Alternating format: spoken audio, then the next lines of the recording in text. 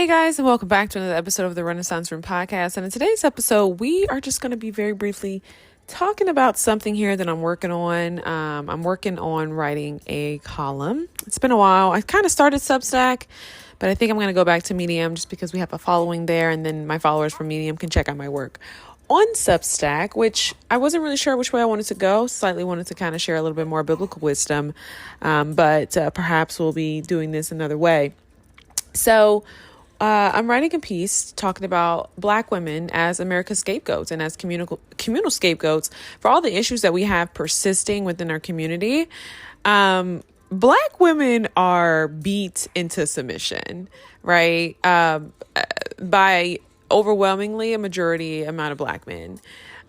Whether that is through physical or emotional or mental coercion, we're pretty much beat into that submission. And I want to kind of talk about this. And when I say submission, I don't mean in the sense of like, trying to get you to be a good partner, right? Because I think something that is incredibly frustrating, I think when we look at the media, is that there's this overwhelmingly disproportionate expectation for Black women to say, hey, Black men are good. There are good men out there, right? Despite the fact that she knows 10 Black women who have been amazing partners, who've done all the things, who have been cheated on, who have been misused, right? Very seldom is there any type of addressing of the reality and the truth that many Black males are encouraged to misuse and abuse Black women, right? We call this the barbershop talk, right? Men will only really address this here, right? The crux of it all. They'll only really address this when they are done with this type of psychology and they decide that, hey, I want to be a stand-up. I perhaps want to grow into manhood and actually want to step into the role of a leader and protect women and protect Black women in particular, right? Other than that, it's free game, right? Most women are aware of these conversations, and there's no one here to say, let's not engage in this, right? This right here is the start of it all, right? We know men are pursuers, typically. And so I find these conversations to be incredibly interesting. And what I've concluded based on just kind of looking at these sweeping generalizations that overwhelmingly critique Black women, whereas they coddle Black men. And we can kind of take this back to the Willie Lynch letter. I had someone who was actually critiquing some of my commentary on Medium. And one thing that I realized is that when we speak about history, when we start talking about the novelty of the great works, right? Like the Willie Lynch letter, like authors who, have wrote about history, is that because it is something that is not prevalent, right? We're not doing the readings. There is no academic requirement. It's typically dismissed. Nobody knows what we're talking about. And there really is no backing, right? There's nothing that will hold these arguments in place. And so although I'm speaking truth, right, when I'm referencing the Willie Lynch letter, and I'm referencing the fact that slave owners created this dynamic between Black men and Black women, whereas Black women would then be inverted to take on more masculine roles within Black men, right? For Black men and within their relational dynamics. So Black women in the Willie Lynch letter are described as, coddling their sons, right, for fear. And so what the slave owners did was essentially weaken Black men and put them in the role of submission, right? And so Black women were encouraged to essentially be more of the masculine role, and that was intentional, right? And so now what you have fast forward is you have this dynamic where you have a bunch of men who are in expectation to take on roles of leadership without actually being leaders, right? You have these men who feel so entitled to respect because of their genitalia, but there is no real I would say works, right? Evidence, or any psychological, I don't even want to say I'll just say wisdom, to actually go out and be leaders, right? When we look at overwhelmingly the amount of Black men who do acquire resources, very seldom are their community, things that are started, right? Things that, where you're giving back, where you're at, you know what I mean? And I just think we have to kind of address this, it gets to a point where I think we have to kind of start looking at married women and saying, what is the nuance here? What is this person missing? Right. And I think it's really because Black women go through so much degradation and suffer from so much humiliation just from merely existing. I say this all the time. I think Black women start at zero.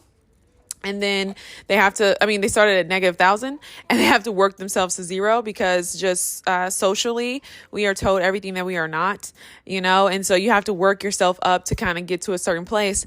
And I'll go ahead and interject and say this too. I think it gets to a point where even for myself, you're not walking away from activism. I think just being a Black person in America, we are always advocating, right? Our representation is activism in itself. But I do think it gets to a point where you're going to find yourself deciding to kind of step away from the work, right? And I pose the question, what happens when we're no longer angry, right? What happens when we're no longer raging?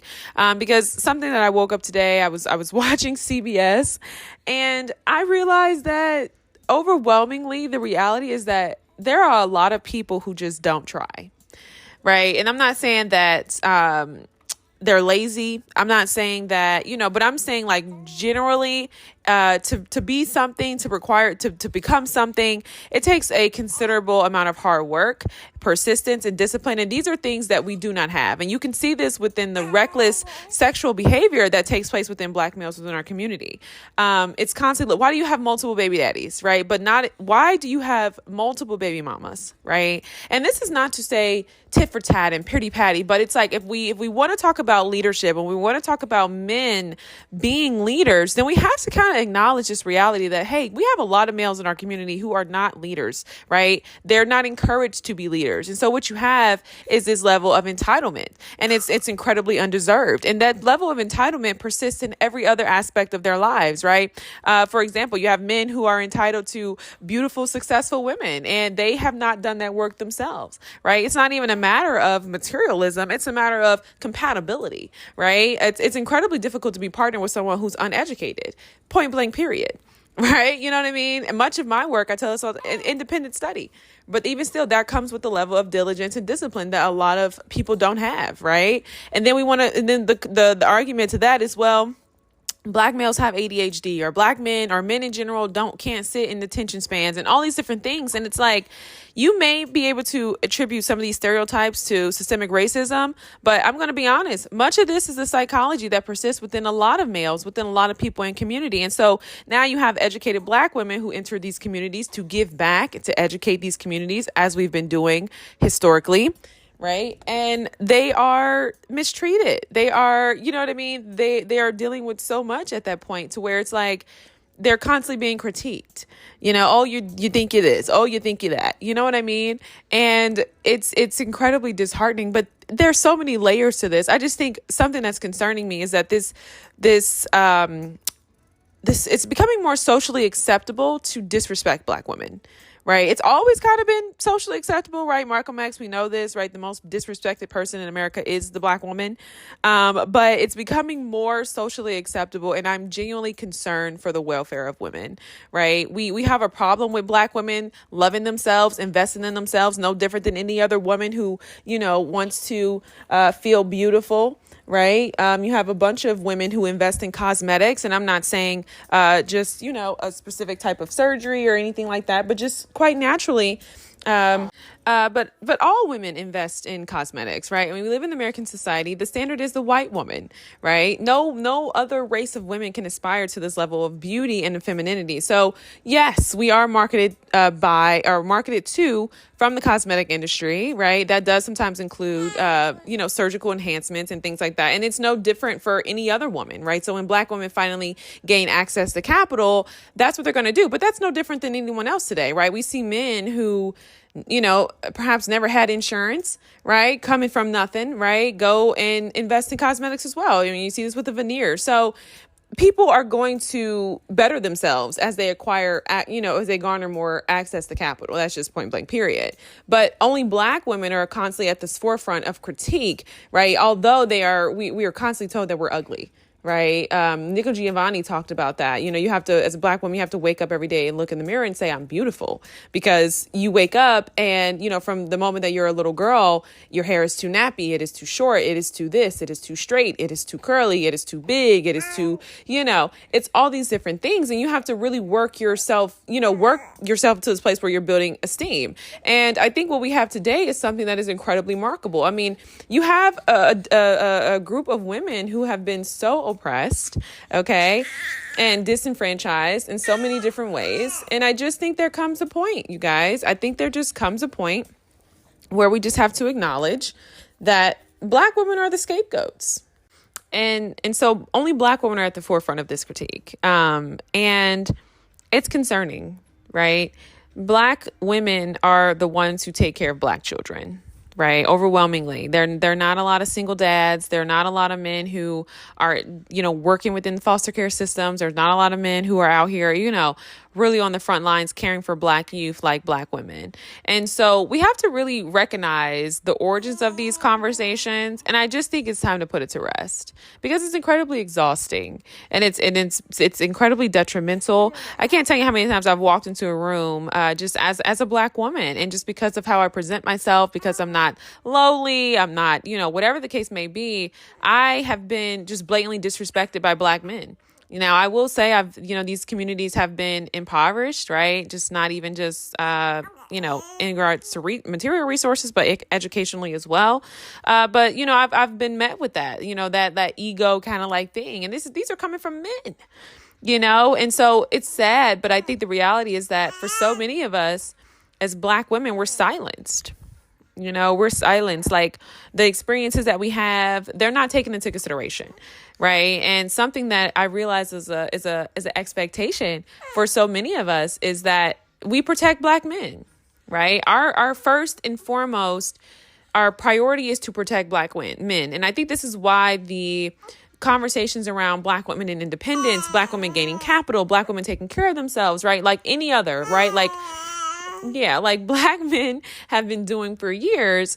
This is exactly why, when it comes to Black males, Black women bettering themselves, we don't like it. We don't like it. And we are constantly forcing Black women to partner up with men who are not suitable partners. I met a guy who was a lawyer. He had a freaking PhD. You know what I mean? And you can say, well, femininity matters and looks matter. Well, no, they don't. Because in the real world, I think people want to be partnered with people who are just as intelligent, just as accomplished as they are. Right. And I do think I think that's a huge signifier for whether or not you can have long-term success. Right. Does this person have the ability to grow? Does this person even have the ability to stick with things? Right. This is my rebuttal in regards to the critique of professional spaces and institutions and education and public school. Right. When you go through the systems, right, within our society that set you up to be a productive citizen of this society, it gives you skills that oftentimes you can't see, right? You may not land the most fattest paycheck, but at the end of the day, you are going to garner skills that are going to allow you to enter into spaces and have a level of professionalism about yourself, to be able to speak to people, to have the social skills, right? And these are things that Black men are not doing. And so when you don't have that, you're on the wayside, right? Overconsumed with, just entertainment, garbage, consumerism, right? This is why you have the marker being Louis Vuitton, right? That is the pinnacle of success for so many African Americans.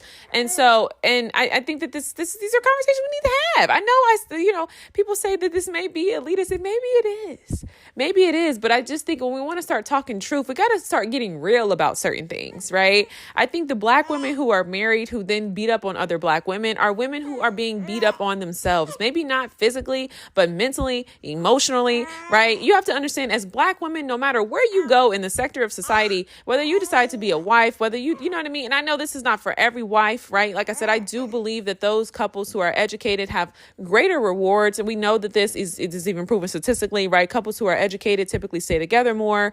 And when there's a lack of education there's a lack of respect. There's a power imbalance, right? You can kind of see this with, couples and their arguments about who makes more money and so forth. But it's it's no different with intelligence, right? You need to be with people who are in the same cohort as you. And you would find that if black men did go to college, right? You would be able to be toe to toe with men who could understand what you're saying and not, relate to certain tactics like manipulation and womanizing and all of these other things. They would know how to, articulate themselves and not use manipulation as a form of communication and control, right? And that's that. So that's the thing. And so when you have black women who are saying I'm opting out, well, we don't ever acknowledge these power imbalances because you have a man, right, who just based within his patriarchy, based on his genitalia, is entitled to certain things, but unfortunately he's never worked for those things. And you can say there's systemic barriers, but I can tell you right now, I know a plethora of guys who, let me not say a plethora, let's not get crazy here. I'm going off on my news anchor tip. Let's dial it back. I'm getting excited. I can name 5 young men right now, who have no interest in bettering themselves. And the messages that they're getting, go to trade school, go do this, go do that. And it's like, well, we always need plumbers.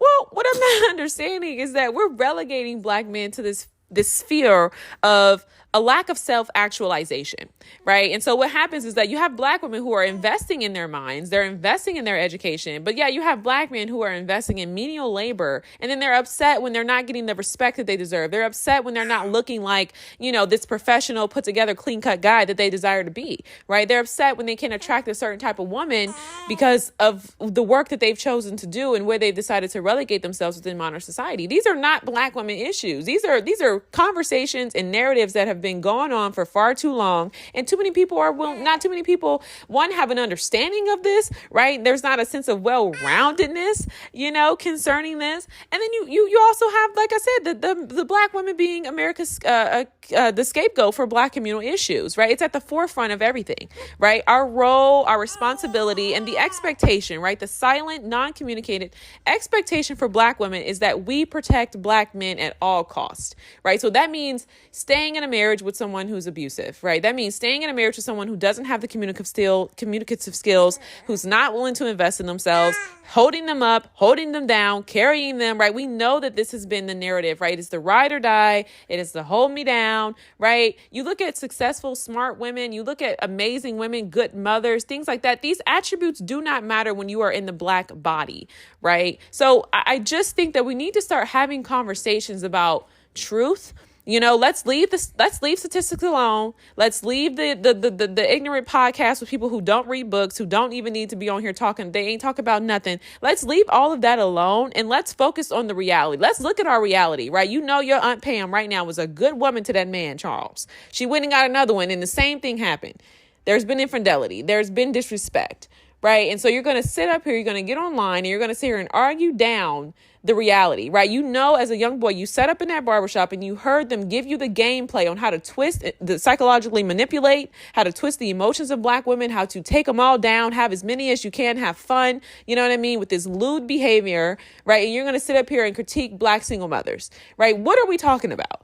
If we're arguing that education is not something that is, if we're arguing that education is a thing to where, hey, it's not something that's, prevalent. We know that it's not adequate, rather, in the lives of black men. Then we have to also acknowledge the fact that neither is sexual education, right? On any front. If you notice today, you may not notice, but they've cut many sexual education programs, right? Children I don't want to say children, but young adults don't even know about the different STDs they can get from doing certain things.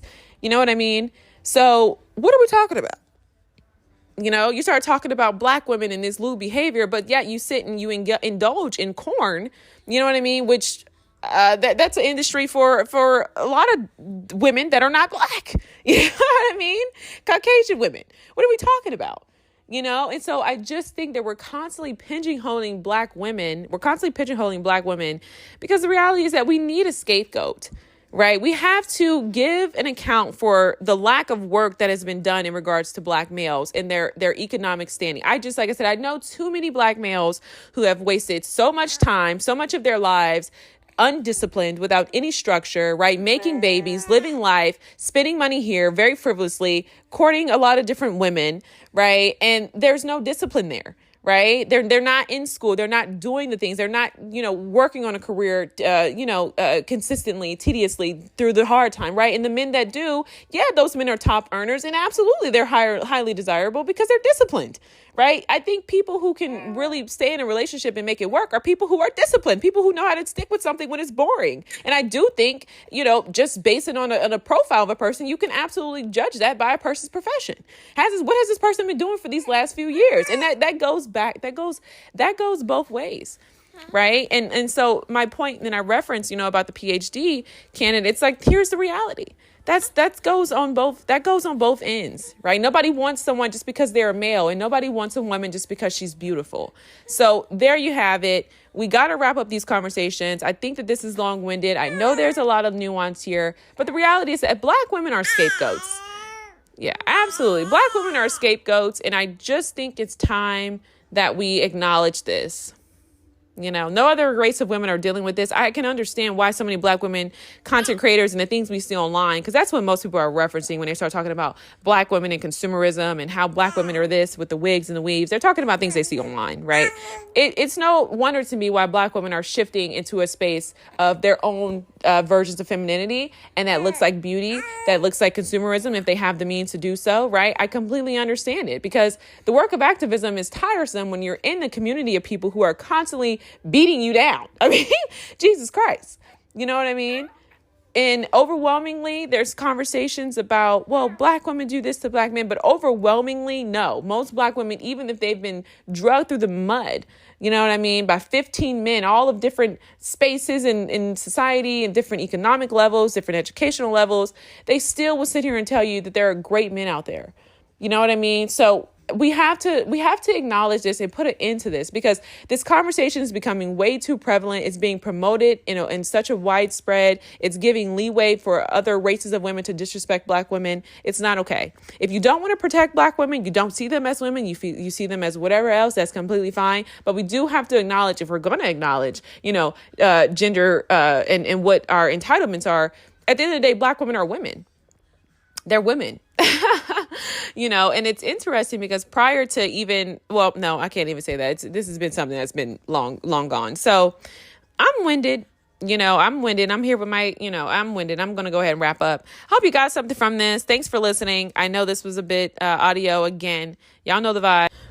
What we do is we encourage mediocrity in Black males, and then we get upset when they can't participate in, being a high player in modern day Monopoly, right? In modern society. And that's very interesting. And I think for so many unmarried women, right, we don't ever acknowledge, statistically, in this case, right, there's not a lot of credible Black males, right? That's the conversation we don't want to have. That's what we shut down. That's what we're argumentative about when Black women say, hey, I've done the work, I am looking for a particular type of partner. We say you're unworthy. We shut that down. But we don't acknowledge the fact that we encourage mediocrity in Black males, right? The bar is so incredibly low, right? And if anything, you start talking about systemically, look at that, right? But instead, we don't look at that. We don't see that as something to critique, and we don't see that as a part of systemic racism or discrimination, right? We see that as a part of the just collective expectation. Like it's just an expectation. It's like, hey, what's wrong with him working at this, at this job, right? Doing the menial labor, right? Instead of saying, hey, he could do more. He could be, you know what I mean? We don't encourage that. Right. But at the same time, we encourage mediocrity, and then we get upset when, Black males are not being treated a certain type of way. Right. Because everybody in a certain, place in society is treated differently based on where they rank socially and so forth. But we find all these reasons to kind of justify this type of behavior when the reality is that we've really relegated them there. And then we say, hey, you're still worthy of these entitlements and privileges that you didn't work for, that no one else is getting.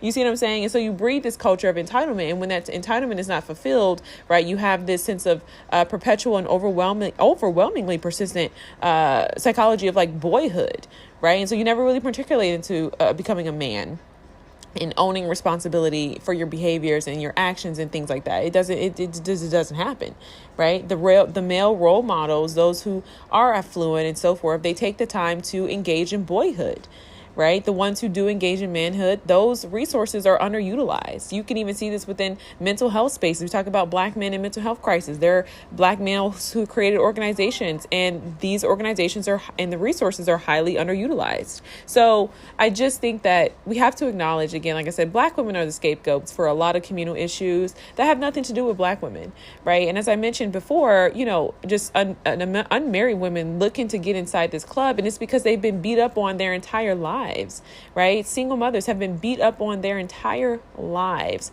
for mistakes. Imagine making a mistake, right? It's no different than the Black male who was wrongfully accused, right? You're constantly you're going to live your entire life bound to your past mistakes. You start talking about the self-esteem and the confidence within Black women. How can they have confidence, right? Look at what we've done. Look at the narratives. Look at how we treat them, right? Look at this. You know what I mean? So yeah, Black women create organizations. It's more socially acceptable to empower women. There's all of these, Instagram pages and things like that because women need it. One, like I said, not only are we silent in our experiences. I think about so many married women who are hanging on to marriages and relationships with men who are not participatory, who are incredibly disrespectful, who are abusive, right? Just because they know what is to come if they were to leave these institutions, right? And the expectation is, hey, you need to keep your family together, right? Not, hey, you need to be a better man, because, the argument is always, well, men need the fathers, they need their fathers. Do we even know what it is to have a father, what is it to be a father? Right? What is it to be a father? I would argue that most males don't have fathers. So this conversation and this argument that is so, that they're constantly refuting, it's like, well, you need a man in the house. Okay, well, you see, when you really kind of break that down and listen to what they're saying is that you need a male presence, right? Because that's the thing. And we talk about mediocrity. You start talking about just being a male and how you're typically esteemed just because of your gender, right? What we're saying is that all you need is a presence. Well, I have to argue, as someone who had a father is so much more than just a presence.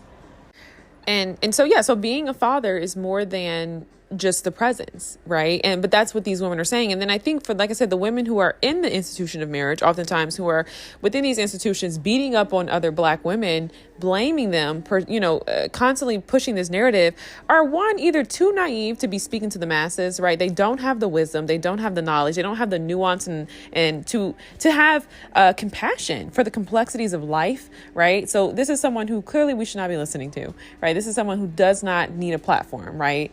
But this is also someone who is, like I said, likely experiencing abuse and critique and all of those things themselves, right? Because that's the thing about Black women, as we know in Sister Citizen, the quote, Black women are born into a crooked room, right? And we're told, we're constantly trying to sit up straight in this crooked room and be everything that, we're constantly up and facing against impossible barriers to society. Right. So we constantly, you're constantly critiquing single mothers. Well, we have to kind of look at this. And I'm taking the time to break this down because I don't think that this is knowledge that people have. And I just think that people need it because, it's way too complex. Right. Way too complex. And so you have these guys they're constantly creating children. And the crazy thing too about this is, interestingly, because we know there's barbershop talk, right? What you have is a bunch of young males, right? Young men who are misusing, abusing, creating children, all these different things, just this reckless behavior in their communities.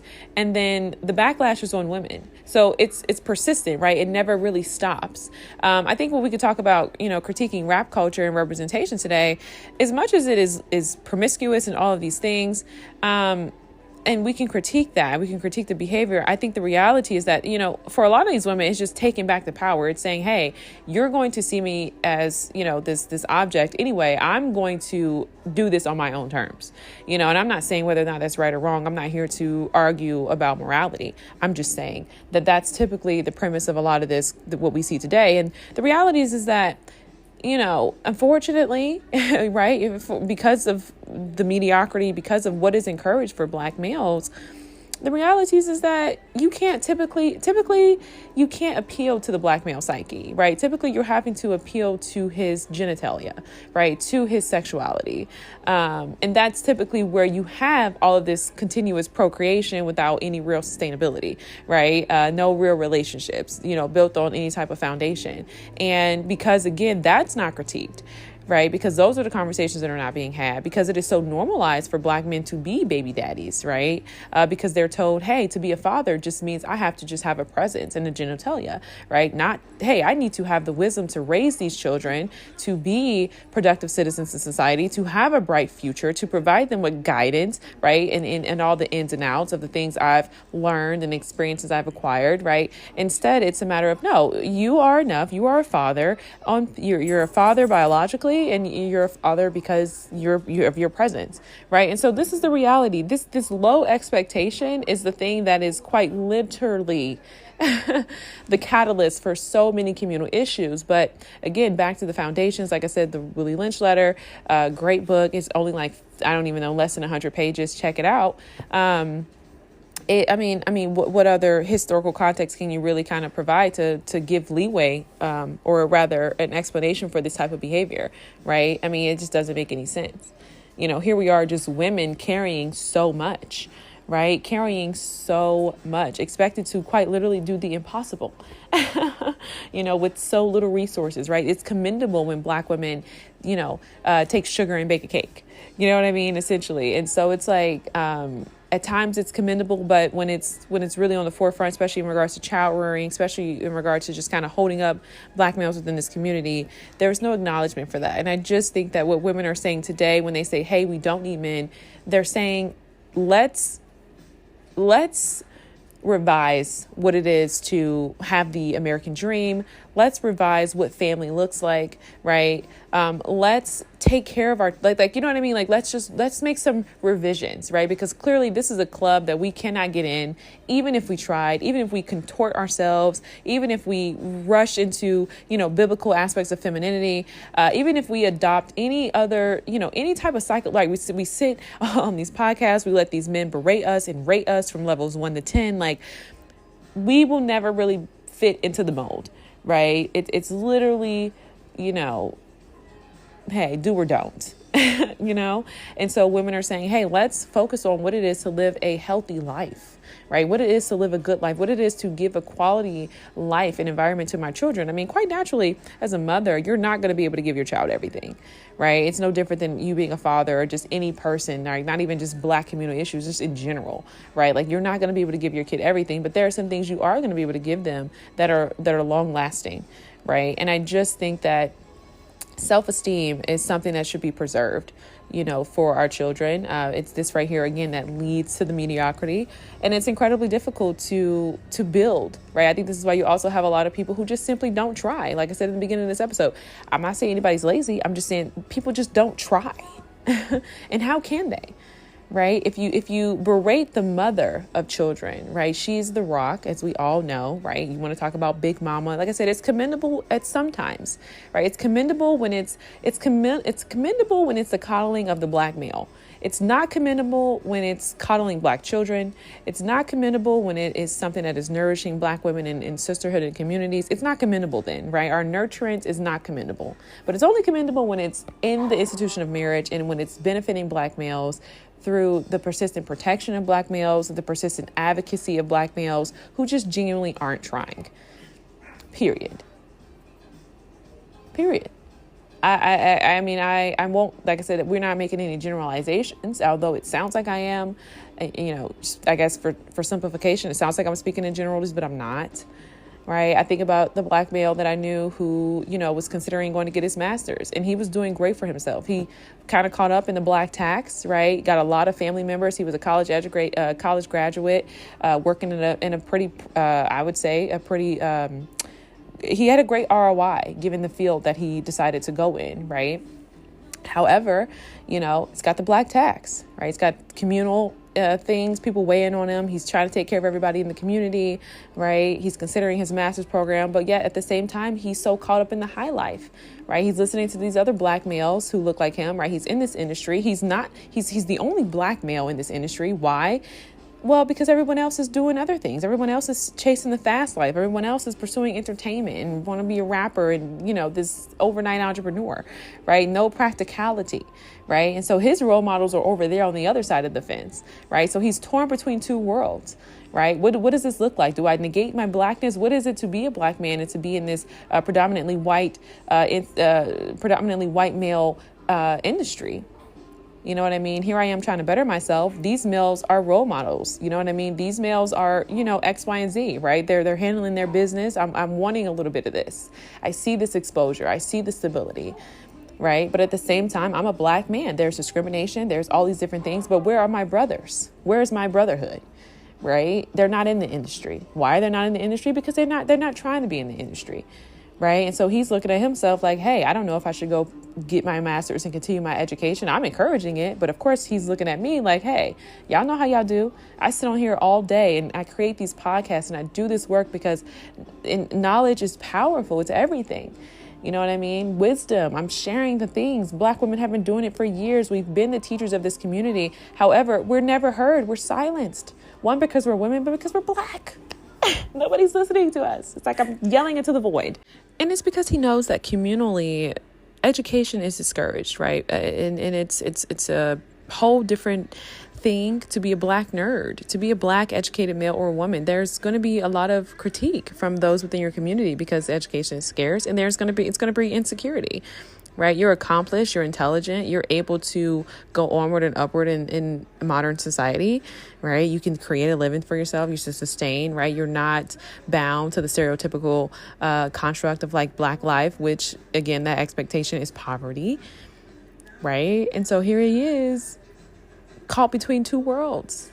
Now, he's got this educated guy, his great career. And now what is he doing? He's trying to be like this dope boy, kind of like, you know what I mean? Caught up in the environment, caught up in the street life.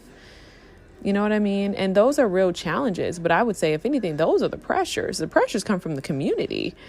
You know what I mean? The pressures are coming from the community. But guess what? He has this psychology to where for him, it's a black woman's problem. He says black women aren't feminine enough. That's why you guys aren't getting married. Right? Because in his mind, he's got self-hate because he's matriculated in his community. And instead of having not even say that, because this is where we have to make room for nuance, right? This is where we have to make room. Everybody's experience is so different with black life. We all come from different walks of life. We've all witnessed different things. And in the many ways that I can attest to, the 5 black males that I know right now, who aren't doing anything with their potential, right? Who are, working a job, and that's fine, right? I think we got to say this too. Like, it's fine if you want to work a job. Like, there's nothing wrong with that. Like, I work a job. We all work jobs. You know what I mean? But when you start talking about education, when you start talking about working a quote unquote good job, quote unquote credible job, work that you can be proud of, this is where we have to take some personal accountability for the line of work that we choose to do and that we choose to engage in. This typically starts relatively early as well, right? It's right out of high school. You get a job, you're making a decent amount of money. It's incredibly distracting. And then so what we do is we start to acquire more responsibilities, right? Whether it's children, whether it's debt, like auto loans, cars, apartments, things like that.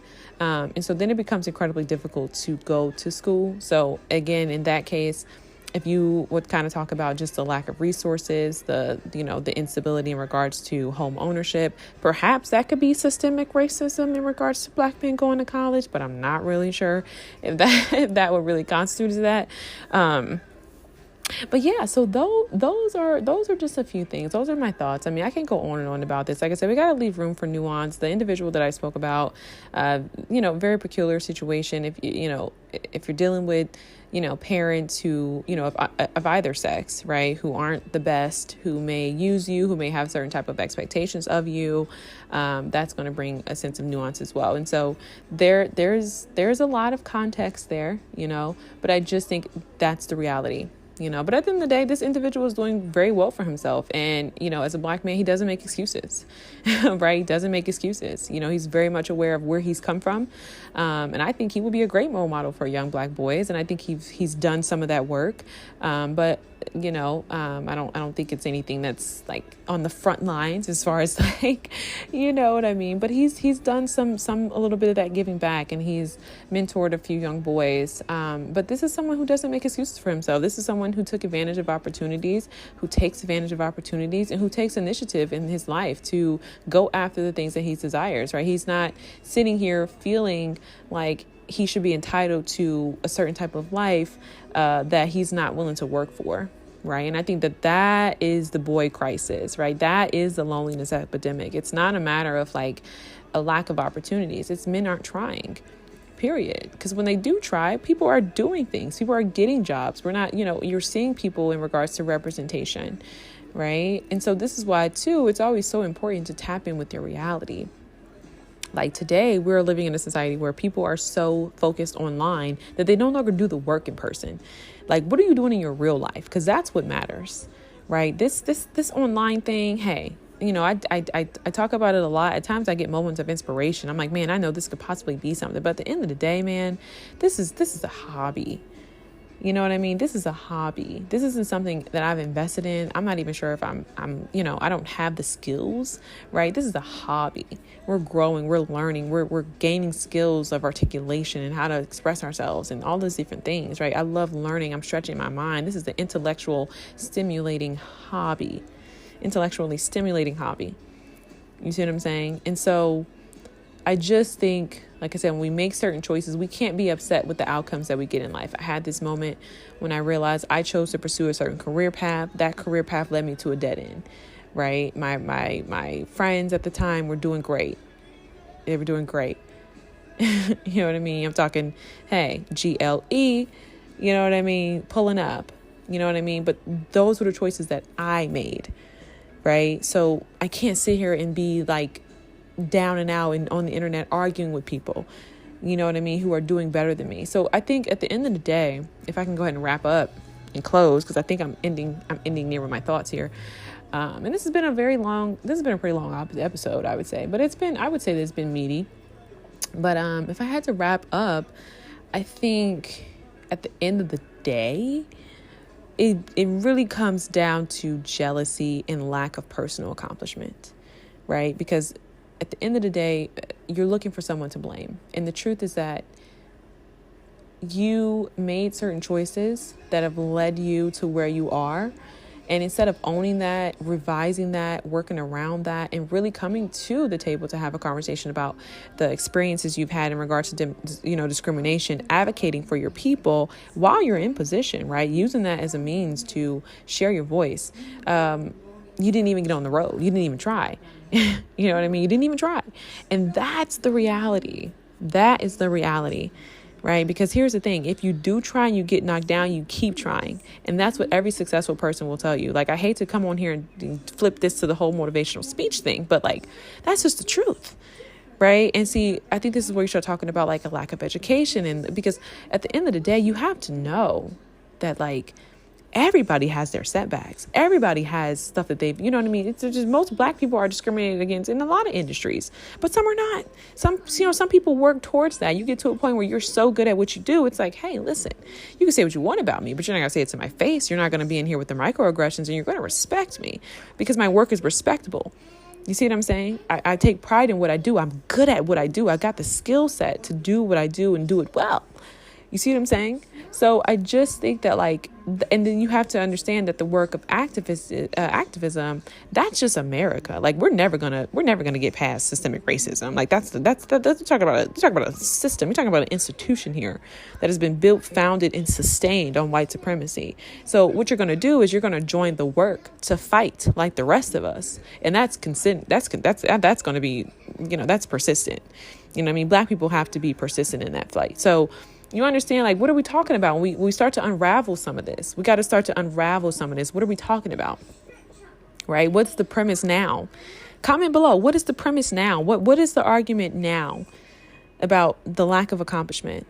About seeing, what is the argument now? Because what I just told you was the truth. Period. That's the truth.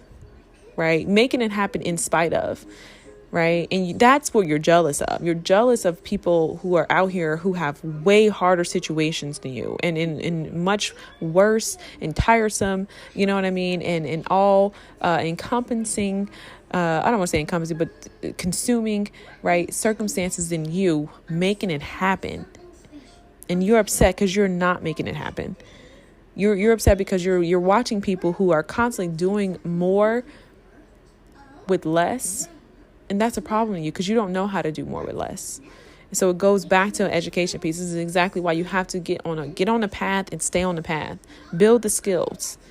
You know what I mean? And then the thing is, we constantly want to gravitate towards, quick fixes. That's not very intelligent. Lotteries, crypto, things like that. Are you willing to you know what I mean? Like that's not sustainable. And that goes back to, again, education, right? Once you start to learn about Ponzi schemes and you get educated about life, you understand, one, you need education because people are going to take advantage of you if you don't have it.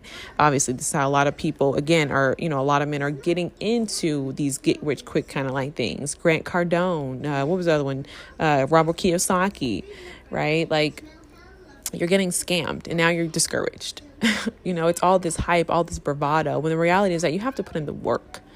The work meaning what you do in your real life, period. That's the work. All this stuff online, sitting on a computer. Listen, maybe it worked for some people. Maybe there are some gamers out there who've done great. Some computer programs, sure, they've done great, but the work shows. The proof is in the pudding, right? They're not on here trying to figure, you know what I mean? So it's time to mature. It's time to mature. It's time to get offline. It's time to get active in your real life. If you want to go back to school, listen, this is not even a sponsored video, but I probably could sell it because here's the reality. School is getting ready to go up.